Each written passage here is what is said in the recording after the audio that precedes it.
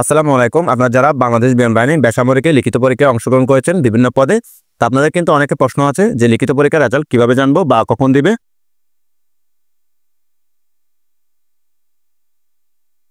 তা আপনাদের লিখিত পরীক্ষার ফলাফল কিন্তু 15 থেকে 1 মাসের মধ্যে দিয়ে থাকবে। এর থেকেও বেশি হতে পারে, তবে সচরাচর 15 থেকে 1 মাসের মধ্যে রেজাল্টটা দিয়ে দেওয়ার সম্ভাবনা থাকে।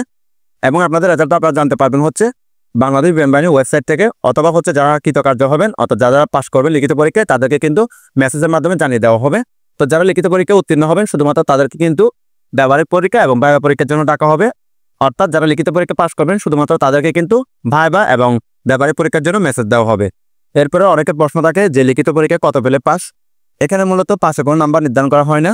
তো মেধা তালিকায় যারা সর্বপ্রথমে থাকবে, লিখিত পরীক্ষায় যারা প্রথম সারিতে থাকবে শুধুমাত্র তাদেরকে নির্দিষ্ট একটা সংখ্যককে ডাকা হবে। অর্থাৎ যারা লিখিত পরীক্ষায় সর্বোচ্চ মার্ক পাবেন শুধুমাত্র তাদেরকে কিন্তু কৃতকার্য করানো হবে। সকলকে ধন্যবাদ। আসসালামু আলাইকুম।